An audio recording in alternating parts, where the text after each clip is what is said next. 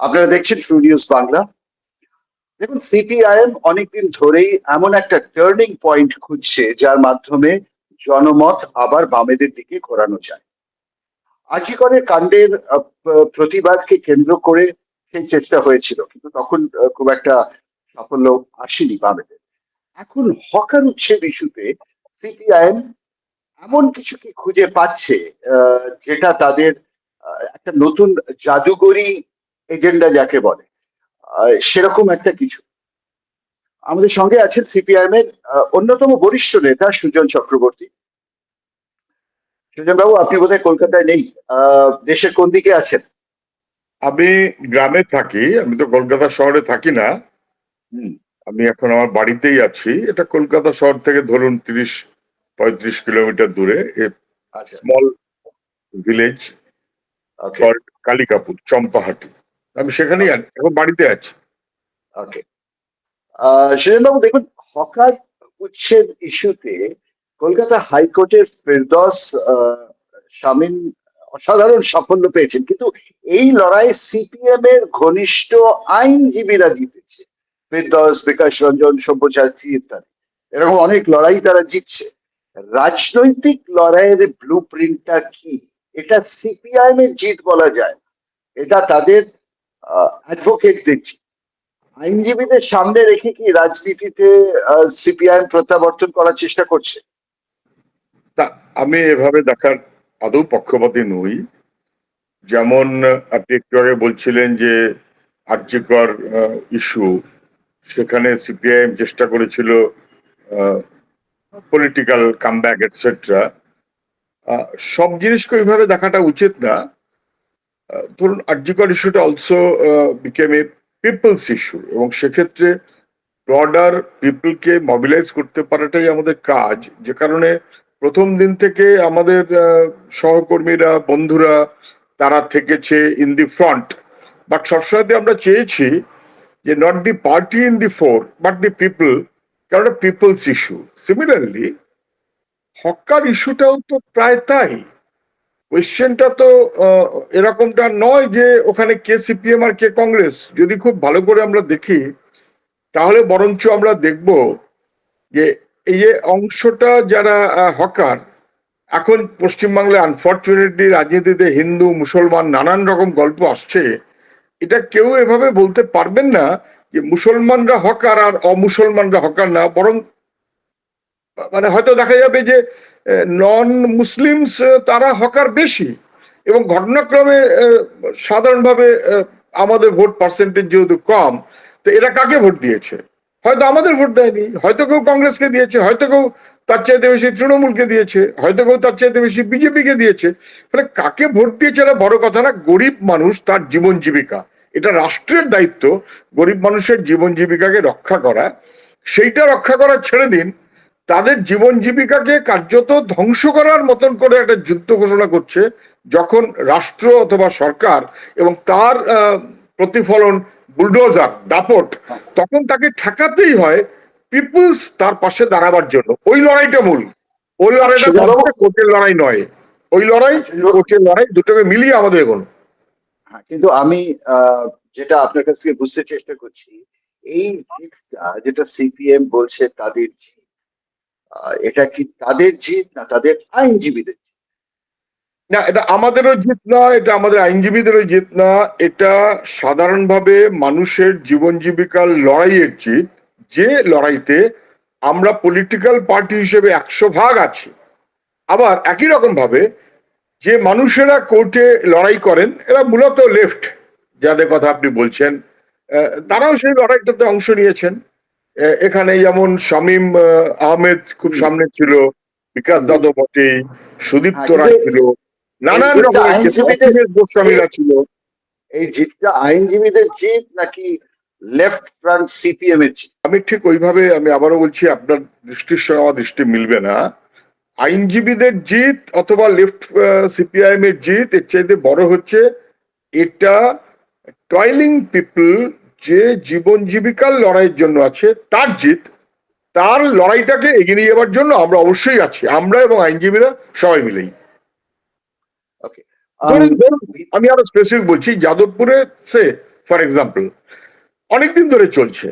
That does not mean যে ওখানে সবাই আমরা গিয়ে হাজির হয়েছি, কিন্তু কোনো একটা দিন বিশেষ করে এমন দাপট দেখাতে শুরু করলো, চারদিক ঘিরতে শুরু করলো।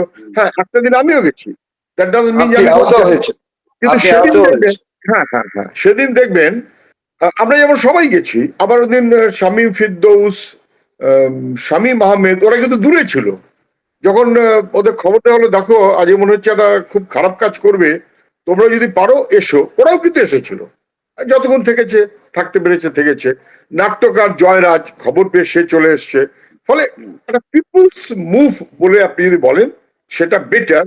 এবং ওকে, আমরা না, অন্য লেফট পিপল তারাও কিন্তু ছিলেন। ওকে, দেখুন বিজেপির যুক্তি খুব সহজ, যেটা বাঙালি মধ্যবিত্তরা আহ, বেশি যেটাকে বলে বাই করছে, তারা অ্যাকসেপ্ট করছে বিজেপির যুক্তি। যুক্তিটা কি? ফুটপাত বা রেলের জমি অথবা প্ল্যাটফর্ম, এগুলো সরকারের জায়গা, যেগুলো দখল করা হয়েছিল আম, এক সময় শুরু হয়েছিল বামেদের সময়, তারপরে তৃণমূল সেখানে একটা হফতার নিয়ম অবলী শুরু করে। এবং এরা গরিব নয় যারা এই দোকানগুলো চালাচ্ছে, বিজেপির বক্তব্য এরা দখল করে রেখেছে এই জায়গাগুলো এবং হফতা নিয়েছে তৃণমূলের নেতারা। এবার হফতা আমরা বন্ধ করে দিয়েছি, বিজেপি বলছে আমরা আর কেউ হফতা নিচ্ছি না। তাহলে এই লোকগুলোকে কিভাবে আম, সরকারি জমিতে দোকান চালাতে দেবো আমরা? এভাবে করলে সব জমি দখল হয়ে যাবে। আর আমি লেফট বলছে যে এরা গরিব, লেফট বলছে যে এদের সরাতে হলে অন্যত্র জায়গা করে দিতে হবে। বিজেপি বলছে অন্যত্র কেন জায়গা করে দেবো, এটা তো তাদের জমি নয়, যেটা সরকার কিনছে কিনছে এবং তাই জন্য তাদের অন্যত্র জায়গা করে দিতে হবে, এটা তো দখলদারি। আমি আপনাকে বলছি, নরেন্দ্র মোদী পরিচিত চা বিক্রি করতেন রেল স্টেশনে, কার জমিতে? ওটা কি বামেদের রাজত্ব ছিল তখন? ফলে এটা তো বামেদের এখন রাজত্বের অনেক আগে, অথবা বিজেপি জন্ম নেবার অনেক আগে, অথবা নরেন্দ্র মোদী জন্ম নেবার অনেক আগে থেকেই স্টেশনে অথবা স্টেশনের বাইরে রাস্তায় বিভিন্ন জায়গায় গরিব মানুষ হক করে থাকেন। হক করার জন্য করতে হক করতে মানে কোথাও পৌঁছেন। না না, হক করা মানে সে ঘুরে ঘুরে চা বিক্রি করেছিল না, সে একটা গুমটি কিন্তু বানিয়ে নেয়নি, স্টেশনে, গুমটি কাজ। হ্যাঁ, স্টেশন এলাকাতে কার পারমিশন নিয়ে গেছিল? আপনি যদি তাই বলেন তর্কের কথায়, আমি তিনটে পয়েন্ট বলবো। ফলে সেটা আপনি বার করতে পারবেন না যে রেলের একটা পারমিশন নিয়ে তিনি করেছিলেন অমুক তমুক ইত্যাদি। ফলে এই কোয়েশ্চেনটা, এটা একটা অসৎ মনোভাব থেকে এই কোয়েশ্চেনটা হয়তো বিজেপি বা কেউ তুলেছে, কতটা তুলেছে আমি জানি না, নাম্বার ওয়ান। নাম্বার টু, আমি যখন ইউনিভার্সিটির ছাত্র, তখন বামফ্রন্টের অনেক আগের গল্প, বামফ্রন্ট তখনও আসেনি।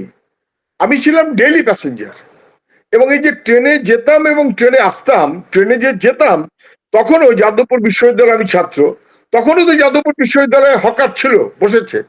অথবা আমি যে স্টেশন এসে নামতাম আমার বাড়ির জন্য, চম্পাহাটি, সেখানেও তো স্টেশনে হকার ছিল। তখন তো বামফ্রন্ট আসেনি। ফলে ওই যে বামফ্রন্টের আমলে বসেছে এবং তারপর তৃণমূলের আমলে হপ্তা নিয়েছে, এটা একটা খুব সহজ না, সবটা ইনফরমেশন পেয়ে হয়তো কেউ বলছেন, সেটা না। যুগ যুগ ধরে, আচ্ছা আপনি বলেন তো, লন্ডনে হকার আছে রাস্তায়? সবাই কি তার নিজের জায়গাতে? অথবা ইভেন অন্য যে কোনো জায়গাতে, যে কোনো বড় শহরে, আপনি ভারতবর্ষের মধ্যেই যে কোনো বড় শহরে, দিল্লিতে বিজেপির অফিসের পাশে রাস্তার ওপরে এসে যারা দোকান নিয়ে বসেন, সবজি বিক্রি করেন, অন্য কিছু করেন, সম্ভবত রাউস এভিনিউ কোর্টের পাশে আমি সেদিন গেছিলাম, সেখানেও দেখলাম। তো ওটা কি বামফ্রন্টের রাজত্ব, নাকি ওটা কেউ বিজেপি ওখানে হপ্তা নিচ্ছে? ফলে এভাবে না দেখে আমাদের দেখা উচিত, মানুষ তারা নানান ভাবে জীবিকা, এবং সেই জীবিকার ব্যবস্থা করাটা মানুষের যেমন আগ্রহ থাকবে, সরকারেরও তেমন ব্যবস্থাপনা থাকবে। সেইটা আমাদের সরকার যে কোনো কারণে পারেনি, এক। দুই, যে যাদবপুর, যেখানে ওই আগের দিনের গোলযোগটা হলো, ওটাকে বলে রেলওয়ে সাইডিং, প্ল্যাটফর্মে নয়, প্ল্যাটফর্মের বাইরে। এবং যখন এই জমিটা নেওয়া হয়েছিল মিড 19 মানে ঊনবিংশ শতাব্দীর মাঝামাঝি, 1862 সালে প্রথম যাদবপুর স্টেশনে রেল লাইন, মানে রেল চলে, probably 1st of January or 2nd of January, what ever it may be. তাহলে এটা যে রেলের সাইডিং, এখানে কিন্তু রেলের লাইন নেই, রেলের প্ল্যাটফর্ম নেই, রেলের রেগুলার অ্যাক্টিভিটি নেই। এবং এখানে যারা বসে আছেন তাদের কারুর কারুর হয়তো সবার নাও হতে পারে লাইসেন্স আছে, এবং সেই লাইসেন্সের পরিপ্রেক্ষিতে কোনো এক সময় রেল যখন বলেছিল উঠে যেতে, কোর্টের স্যাংশন আছে, সেইটাকে ভাঙতে চাইছে, যে ভাঙাটা নিয়ে গন্ডগোল যেদিন আপনি বললেন আমিও আহত হয়েছিলাম। ফলে এই সাদা একটা কথায় বামফ্রন্টের আমলে বসেছে, তৃণমূলের আমলে হপ্তা নিয়েছে, অতএব বিজেপি তুলে নিচ্ছে, সরকারি জমি সব বেদখল হয়ে যাবে, এটা একটু ওভার সিম্পলিফিকেশন হয়ে যাচ্ছে। বরং ওখানে হকারদের কথাটা, আমার কথাও তাই, হকারদের কথাটাও তাই, ওরা সবাই একমত নিশ্চয়ই হবে, না হলে আমরা বলবো একমত হওয়া উচিত। যদি এমনটা হয় যে রেলের লাইন ওখানে এক্সটেন্ড করতে হবে, তাহলে অবশ্যই সরে যেতে হবে, স্টেশনের প্ল্যাটফর্মটাকে এক্সটেন্ড করতে হবে, নতুন লাইন আনতে হবে, নতুন একটা কোনো শেড চালু করতে হবে। যদি না হয় তাহলে এই জমিটাতে গরিব লোক তুমি বসে আছো না, তুমি বসে থাকতে পারবে না, এটা আমি বিক্রি করব কি ভাড়া দেব to big corporates or big business houses, এইটাতে আমাদের মত নেই। বিগ বিজনেস হাউসে যদি দাও তাহলে ভাই লাইসেন্স দিয়ে এদেরই দাও, দরকার হলে বলো যে আচ্ছা স্পেসে একটু অসুবিধা হচ্ছে, ছোট করো, এখানে বসো না ওখানে বসো। একটা মানুষের জীবিকার প্রয়োজন, এটাকে অস্বীকার করে কখনো কোনো রাষ্ট্র চলতে পারে না। ফলে এটা হিউম্যান অ্যাঙ্গেলেও আমাদের দেখা উচিত এবং পিপলস অ্যাঙ্গেল থেকে দেখা উচিত। এবার পুরো পশ্চিমবঙ্গ যদি দেখা যায়, ছোট ছোট শহরেও চারিদিকে শুধুই অবৈধ হকার। হকার বলতে যারা হক করছে জিনিস নিয়ে, তাদের কথা আমি বলছি না, যারা গুমটি বানিয়ে পার্মানেন্ট সেমি পার্মানেন্ট স্ট্রাকচার বানিয়ে বসে আছে। এবার এগুলো তো সব কোথাও না কোথাও হয় মিউনিসিপ্যালের জমি অথবা সরকারি জমি। আহ, আহ, আপনি বুঝুন যে যদি এটা হিউম্যান অ্যাঙ্গেল দেখতে হয় তাহলে সব জমি ছেড়ে দিতে হবে। না, কখনো না, কখনো না। আমি আবারও বলছি, রেলের নামে যে জমি নেওয়া হয়েছিল for the service of railway, আমরা চাইবো রেলের সার্ভিসটা বাড়ুক। আপনি রেল যখন বলছেন, রেল স্পেসিফিক্যালি বলছি, তাহলে ধরা যাক এই যে যাদবপুরের যে, আমি ওই একটা চত্বরে যদি কনসেন্ট্রেট করি, এরকম যে কোনো চত্বর কনসেন্ট্রেট করতে পারি, তাতে এখানে ট্রেনের, না তার মধ্যে সেফটির গল্পটা প্রায় নেই। ট্রেন ফ্রিকোয়েন্সি অথবা টাইমলি যাওয়া অথবা ট্রেনে উঠতে পারা অথবা তাদের বসতে পারা প্রায় অসম্ভব। ফলে rail is failing its duties to cater services to the people, one. Two, এক্ষেত্রে রেল যখন জায়গা নিয়েছিল তখন যে এক্সপ্যানশনের প্ল্যানিং ছিল তার মধ্যে ছিল সার্কুলেশন এরিয়া। একটা রেল স্টেশনকে কেন্দ্র করে জায়গা রাখা ছিল কেন? কারণ রেল স্টেশনে লোক যাতায়াত করবে, তাহলে এখানে বিভিন্ন জায়গা থেকে লোক আসবে, বাসে করে হোক, তখন বাসই ছিল, তখন তো অটো টটো ছিল না, তাহলে তাদের সেই বাসগুলো আসবে, ঘুরবে, থাকবে, তাদের যাতায়াতের জায়গা থাকবে ইত্যাদি। সেই সব জায়গাগুলো কিছু করা হয়নি, নাম্বার টু। নাম্বার থ্রি, বরঞ্চ পশ্চিমবাংলার বাইরে অন্য রাজ্যেও হকার আছে। এটা আপনি বলবেন পশ্চিমবাংলায় বেশি আছে, কারেক্ট। কারণ পশ্চিমবাংলায় বেশি থাকার একটা বড় কারণ হচ্ছে Paschimbangla is the only state in the country যেটা স্বাধীনতার নাম করে বিভাজিত হয়ে কার্যত 25% অফ দি পপুলেশন এনহ্যান্স করেছে, নট ডিউ টু দি গণভোট অফ পিপল। পশ্চিমবাংলার লোক কিন্তু গণভোট দিয়ে বলেনি যে ভাই আমরা দুটো আলাদা রাজ্য হয়ে যাব বা দুটো আলাদা দেশ হয়ে যাব। You, the government, the Britishers and others, তোমরা বলেছো গণভোট, গণভোট না, তোমরা বলেছো দেশ ভাগ হবে, অতএব ওখান থেকে লোক চলে আসবে, এখান থেকে লোক চলে যাবে। এই যে লোকগুলো স্টেশনে এসে জন্ম নিয়েছে ভাই, এ আপনি ভারতবর্ষের 8-10 জায়গাতে পাবেন না, কিন্তু সেখানেও হকার আছে পশ্চিমবাংলায়, অবশ্যই বেশি। তাতে জায়গা উড়ে চলে যায় তা না, যে সার্ভিসের জন্য প্রয়োজন সেই সার্ভিসের কারণে কোনো বাধা নেই, এবং আমার ধারণা মানুষ সেখানে বাধা দেয় না, বরঞ্চ গরিব লোক বাধা দেয় না। বরং যে ওখানে দখলদারি করে রেখেছে বড় ব্যবসা, সে হয়তো আপত্তি করতে পারে, কিন্তু গরিব লোক কোন রকমের 200, 300, 400 টাকা উপার্জনের জন্য আর একটু ছোট করে সাইডে বসেও অন্তত চালিয়ে যেতে চায়। আমাদের সাধারণভাবে একটা মনোভাব আছে, যেহেতু ওরা গরিব অতএব ওরা উদ্বৃত্ত, অতএব ওরা অপ্রয়োজনীয়। এই মনোভাবটা সাধারণভাবে পশ্চিমবাংলার জন্য আদৌ ঠিক না। সুজন বাবু, আপনারা যদি 2031-এ ক্ষমতায় আসেন বাংলায়, যে কথাগুলো এখন আপনারা বলছেন যে সব জায়গায় হকারদের বসতে দেওয়ার সুযোগ করে দিতে হবে, সব জায়গায় বলুন, ওটা আপনি যোগ করলেন, বেশ বলুন। বলুন বলুন। মানে যেখানে যারা আছে, ঠিক সব আছে, জায়গায় যেখানে যারা আছে, যেখানে যারা আছে, এই পলিসি নিয়ে কি আপনারা চলবেন নাকি কোনো অল্টারনেট পলিসি আছে আপনাদের মাথায়, আহ, হকার উচ্ছেদ করেও তারা যাতে উচ্ছেদ না হয় সে ব্যাপারে? দেখুন, এক হচ্ছে ভারত সরকারের আইনসম্মত নীতি প্রণীত অ্যাক্ট, তাতে ভেন্ডার্স অ্যাক্ট রয়েছে যে তারা কিভাবে থাকবেন, তাদের কিভাবে ডিল করা হবে এবং কিভাবে সেটা হবে। আইন মেনে হলে তো কোনো আপত্তি ছিল না, এটা কোনো আইন মানার ব্যাপার নেই। আপনি যখন নোটিশটা দেখেন, স্টেশনে এসে আনসাইন্ড একজন একটা ছোট একটা নোটিশ টানিয়ে দিয়ে গেল, 3 দিনের মধ্যে এখান থেকে সব চলে যেতে হবে, মানে which is not a notice according to the act and etcetera. দ্বিতীয় কথাটা হচ্ছে, ভবিষ্যতে 31 সালে কি করবো আপনি ছেড়ে দিন, আপনি তার আগের কথাই যান।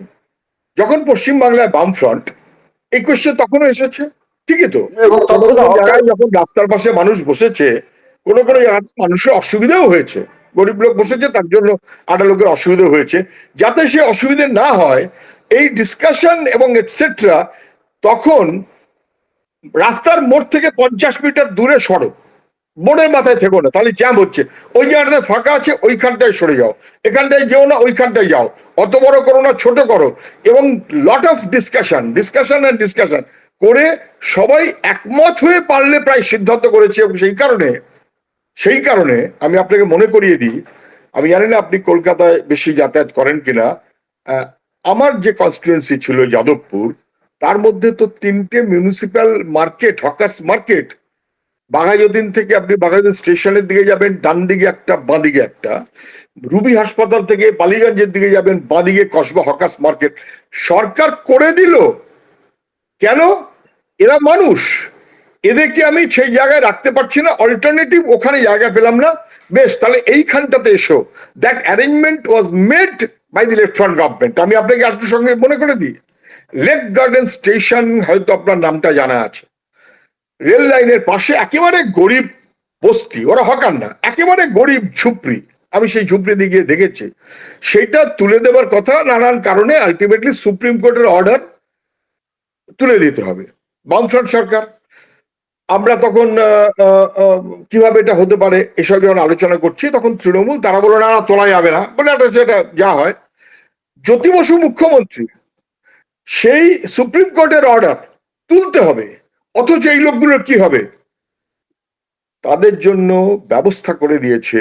এখনো ভারতবর্ষের সরকার গরিব মানুষের জন্য ঘরের ব্যবস্থা করে, হাউস ফর অল এটসেট্রা হচ্ছে দেশের নীতির মধ্যেই থাকে। তাহলে সেই মানুষগুলোর জন্য কেন্দ্রীয় সরকারের পরিকল্পনা না, সুপ্রিম কোর্টের অর্ডার অতএব তুলতে হবে, অতএব তাদের থাকার একটা ব্যবস্থা দিতে হবে। রাইট টু লাইফ তার অংশ হচ্ছে রাইট টু শেল্টার, তার অংশ হচ্ছে রাইট টু লাইভলিহুড। আমার মনে হয় এই জায়গায় দেখলে বহু জিনিস আলাপ আলোচনা করে মেটানো যায়। বুলডোজার ইজ এ দাপট, আমার ক্ষমতা আমি ভাঙবো, তুই কি করবি, এই যে মনোভাব। ধরুন শুভেন্দু অধিকারী, তিনি এখন মুখ্যমন্ত্রী, আপনি ওর ভিডিওটা দেখুন, ও মুখ্যমন্ত্রী হওয়ার আগে বিরোধী দলনেতা, ওর ভিডিওটা দেখুন, আপনি দেখবেন স্পষ্ট বলছে, না সব উচ্ছেদ করা চলবে না, উচ্ছেদ করলে সবাই মিলে আপনারা বারণ করুন, আটকান। আমি মন্ডল সভাপতি ওদের অর্গানাইজেশনের মন্ডল সভাপতিদের বলছি, আপনারা কি ওখানে ঢুকবেন? যদি বুলডোজার যায় আমাকে বলবেন, আমি গিয়ে বুলডোজার আটকাবো। আমি আপনাকে কথা দিতে পারি, মমতা ব্যানার্জি আগে যা বলেছেন পরে উল্টো কাজ করতে পারেন। শুভেন্দু বাবুর ভিডিও এখনো স্পষ্ট পরিষ্কার ঠিক উল্টো কাজটা করছেন। লেফট যা বলেছে তার উল্টো কাজটা করেছে, আগে এমন করেনি, ভবিষ্যতেও তা করবে না, কারণ যেটাই করবে আলাপ আলোচনা করে করা যায় এবং সম্ভব।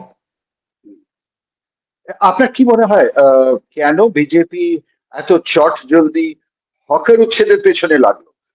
দেখুন, আপনি যে অবৈধ কথাটা বলছিলেন না, অবৈধ হকার বলছিলেন, এক মিনিট শুনলেন, আপনি অবৈধ কথাটা বলছিলেন তো, অবৈধ হকার, এখন তো ভোটারও অবৈধ হয়ে যাচ্ছে, মানুষ অবৈধ হয়ে যাচ্ছে।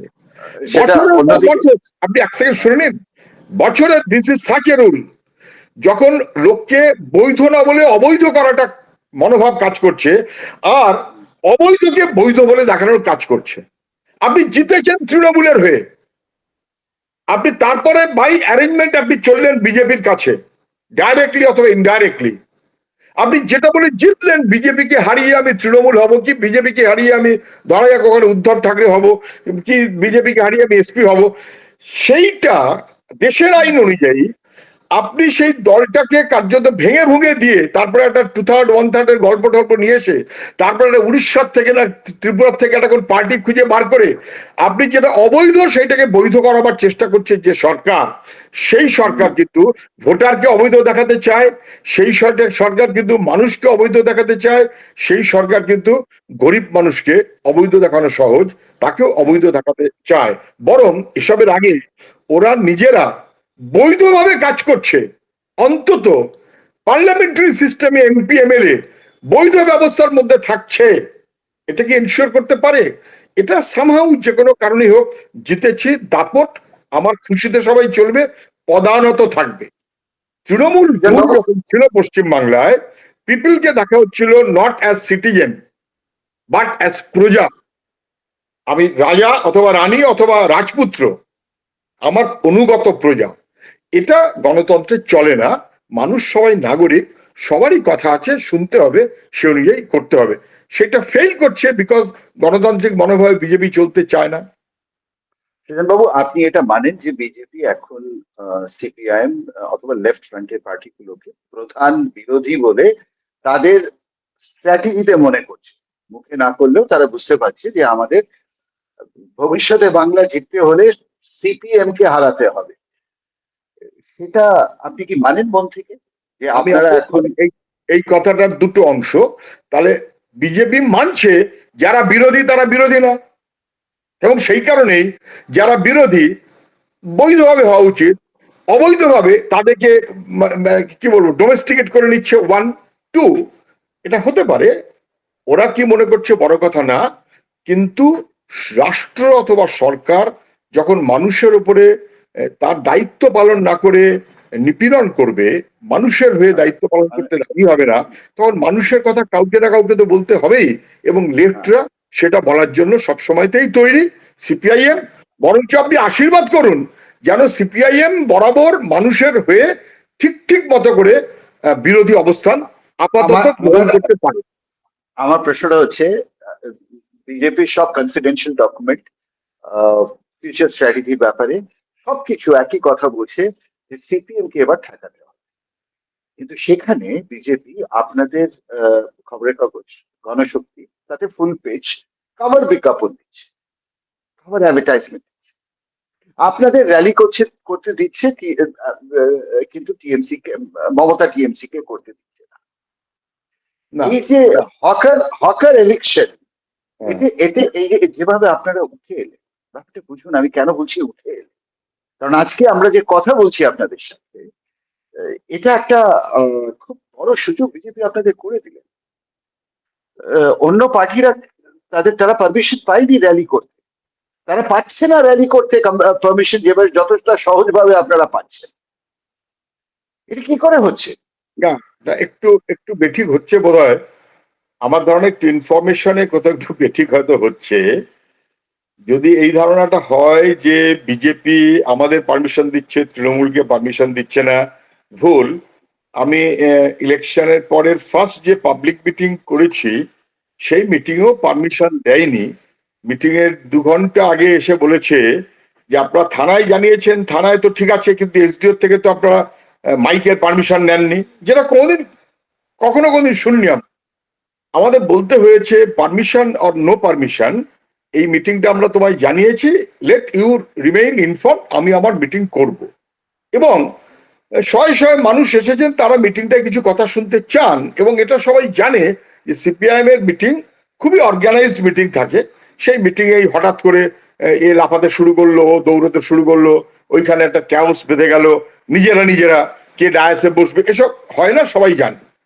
তৃণমূলকে পারমিশন দেয়নি এই কথাটা আপনাকে কে বলেছে আমি জানি না। তার আগে আপনার জেনে নেওয়া ভালো যে তৃণমূল কি পারমিশন চেয়েছে এবং ডিনাইড হয়েছে? সম্ভবত এখনো না। কিন্তু তৃণমূল কি পারমিশন চাইলেই পারমিশন পাবে? তাও সম্ভবত না। কেননা তৃণমূল যখন সরকার চালিয়েছে তখন বিরোধী দলকে তারা পারমিশন দেয়নি, এবং সেই ক্ষেত্রে আমরা কোর্টে গিয়ে পারমিশন নিয়েছি খুবই কম। আমরা কোর্টের বাইরেই, অত তো আমাদের বাহানার ব্যাপার নেই, অত গাড়ি ঘোড়ার ব্যাপার নেই, আমরা কোর্টের পারমিশনের বাইরে আমাদের মিটিং করতে হয়েছে। কিন্তু এখনকার মুখ্যমন্ত্রীকে বহু মিটিং করতে হয়েছে কোর্টের পারমিশন নিয়ে। ফলে যেহেতু তৃণমূলের সময় এখনকার মুখ্যমন্ত্রী তাকে কোর্টের পারমিশন নিয়ে মিটিং করতে হয়েছে, হয়তো এখনকার মুখ্যমন্ত্রীও চাইবেন ওরা পারমিশন না পাক, কিন্তু তার আগের কথা হচ্ছে ওরা কি পারমিশন চেয়েছেন এবং ডিনাইড হয়েছেন? এখনো কোনো মিটিং এর পারমিশন তৃণমূল চেয়েছে বলে কেউ শোনেনি। গতকাল মুখ্যমন্ত্রী একটা রাস্তায় মিছিল করেছেন, মানে কেন করেছেন কেউ জানে না, কিন্তু বলেননি কিছু। পূর্ব সামনে পুলিশ, মুখ্যমন্ত্রী পিছনে পুলিশ, পারমিশন কিন্তু ছিল, উনি নেমেছেন তাই ছিল। পূর্ব হ্যাঁ, মুখ্যমন্ত্রী কি পূর্ব নিয়ে? মুখ্যমন্ত্রী পূর্ব হ্যাঁ, মুখ্যমন্ত্রী sorry, পূর্ব মুখ্যমন্ত্রী। আপনি দেখবেন সামনে পুলিশ, পিছনে পুলিশ, তাহলে নিশ্চয়ই পারমিটেড। কেন পারমিশন দেয়নি আপনি বলছেন? পারমিশন হয়তো চেয়েছে তাই দিয়েছে, পারমিশন না চাইলে দেবার কথা নয়। কিন্তু এটা ঠিক, নিশ্চয়ই বিজেপি এবং সবাই বোঝে যে ইন দি রিয়েল সেন্স মানুষের হয়ে কথা বলা যদি বিরোধিতা হয়, তাহলে সেই বিরোধী অবস্থানটা অবশ্যই সিপিআইএম এবং বামপন্থীরা তারাই। চাকরিতে দুর্নীতি হলে আমি বলবো না, মুখ্যমন্ত্রী যা বলে ভোট নিয়েছে আর এখন উল্টো কথা বলছে আমি বলবো না, এই বলাটা তো আমার কাজ, আমি আগেও বলেছি এখনো বলবো। বাবু, সিপিএম নেতা তন্ময় ভট্টাচার্য বিজেপি অফিসে গিয়ে বিজেপি নেতাদের সঙ্গে ছবি তুললেন। বিজেপি অফিসে যাওয়ার জন্য কি তার দলের অনুমোদন ছিল? মানে আমি তো ভাবতে পারবো না যে আপনি, আপনার মতো নেতা কোনোদিন বিজেপি অফিসে গিয়ে আহ চা খেতে খেতে ছবি তুলবেন। এটা কি করে হচ্ছে? দেখুন, এমনিতে আমাকে যদি কেউ জিজ্ঞেস করেন, আমাদের সমাজ জীবনে এই ব্যবস্থাপনাটা থাকাটাই স্বাভাবিক ছিল, এবং সেটা পশ্চিমবাংলাতে ছিল বরাবরই। আমি জানি না আপনি পশ্চিমবাংলার খেয়াল পড়ছে কিনা, ভোটের দিন সিপিএম এর ক্যাম্প, পাশে কংগ্রেসের ক্যাম্প, তখনও তৃণমূল আসেনি। তৃণমূল আসার পরে জিনিসগুলো খারাপ বদলে গেছে। আমি সিপিএম এর ক্যাম্পে বসে আছি, পাশের ক্যাম্পে মুড়ি এসছে অথবা ঘুগনি এসছে, আমাদের শুধু মুড়ি, ওরাও হয়তো দিয়ে গেল, আমি বললাম কিরে তোরা ঘুগনি খাচ্ছিস আমায় দিবি না? বা আমাদের ক্যাম্পে হয়তো বাতাসা মুড়ি এসেছে, কংগ্রেসের লোক এসে আমাদের ক্যাম্পে বসে খেয়ে চলে গেল ভোটের দিন। এমনকি ভোটের দিন, that was the reality in Bengal. এটা ছিল উৎসব, রাজনীতির দল মানে হিংসা এবং ঝগড়া না, ওটা তৃণমূল চালু করেছে। আমি আগে ছিল নিশ্চয়ই বিজেপি অফিসে এই মুহূর্তে যাব না, কারণ সেই পরিবেশটা পশ্চিমবাংলাতে তৃণমূল নষ্ট করে দিয়েছে। নষ্ট না করলে হয়তো আমিও যেতাম, হয়তো ওরাও আসতো, পাশাপাশি চায়ের দোকানে কেন বসবো না।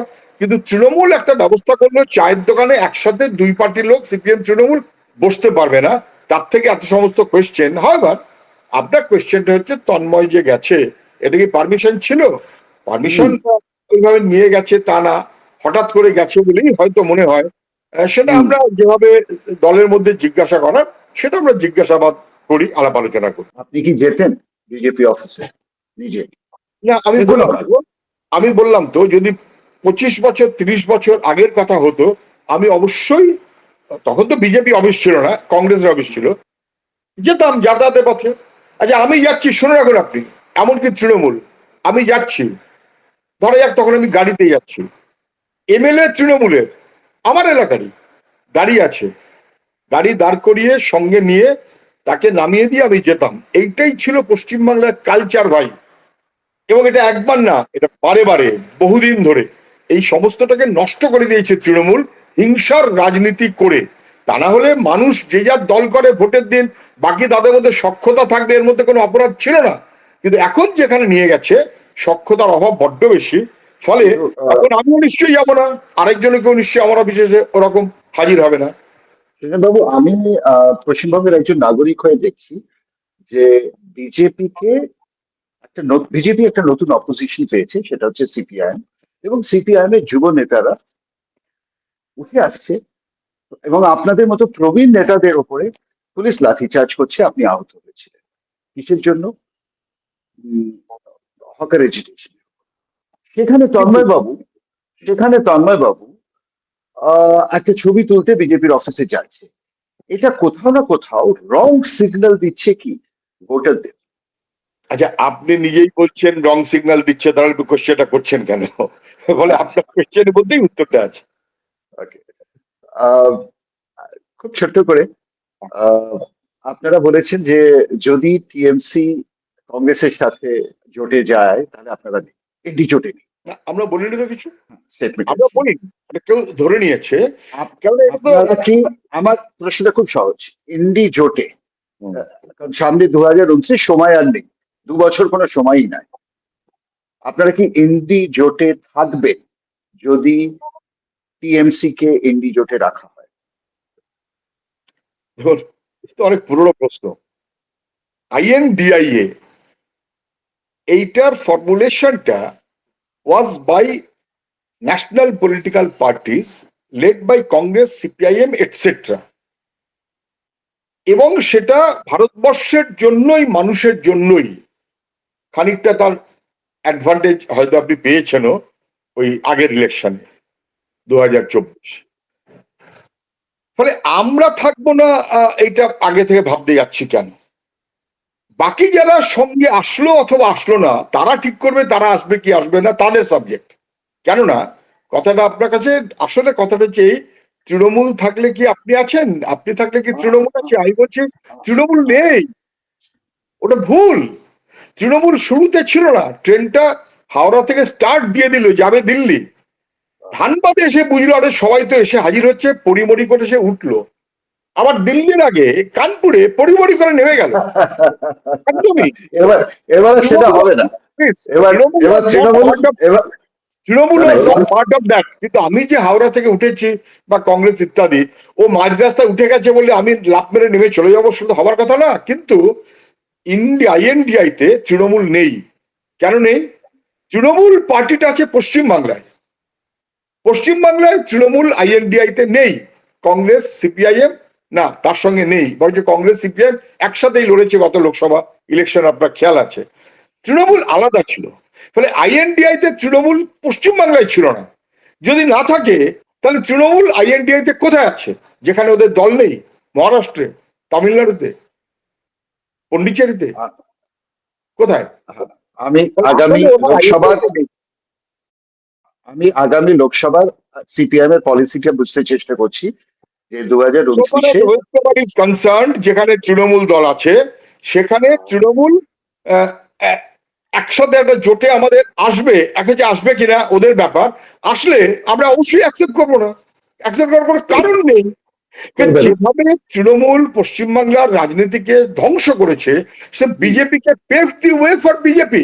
আপনি নিশ্চিত থাকুন, পশ্চিমবাংলায়, আপনি আসামে দেখবেন বিজেপি থ্রু আসাম গণপরিষদ, হুম, বিহারে দেখবেন BJP through Nitish Kumar, JDU, হুম, একই রকম উড়িষ্যাতেও বটে। পশ্চিমবাংলায় বিজেপি এসেছে, আমরা বলছিলাম তখন সবাই মানছিলেন না, থ্রু হুম, তৃণমূল। তৃণমূল কষ্ট মষ্ট করে অথবা খেটে খুটে হুম। পশ্চিমবাংলায় বিজেপিকে ইনস্টল করে দিয়ে গেছে, যে বিজেপি পশ্চিমবাংলায় কোনোদিন রাজনীতিতে ঠিক মানুষের আছে, তার ভরসা মানে পায়নি। তৃণমূলের বাহিনী এখন বিজেপি, শুনে রাখুন, তৃণমূলের বাহিনীকে বিজেপিতে ঠেলে পশ্চিমবাংলায় ইনস্টল করে দিয়ে গেছে বিজেপি।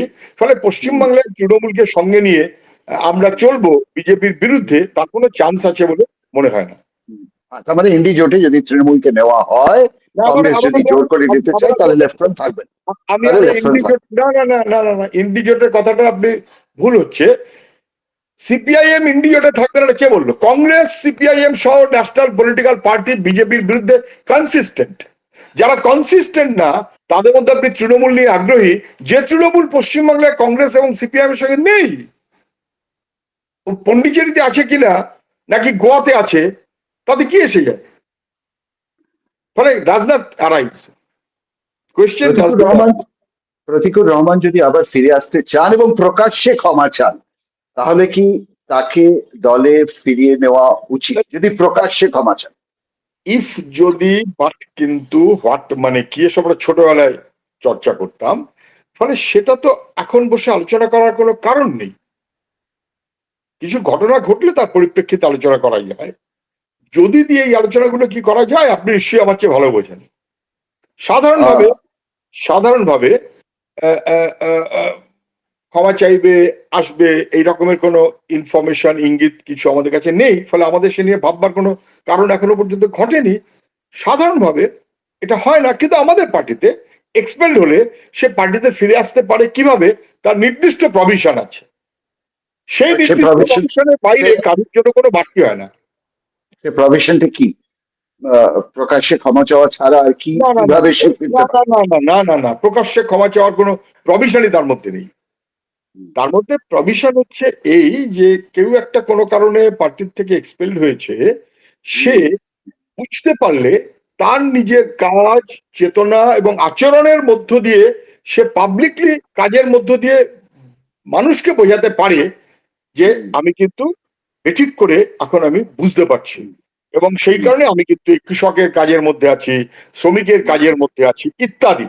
এটা এরকম নয় যে একটা দরখাস্ত করলাম, একটা ক্ষমা চাইলাম, তারপরে একটা ব্যবস্থাপনা করলো। আমাদের পার্টিতে সেরকমের প্রক্রিয়া নেই।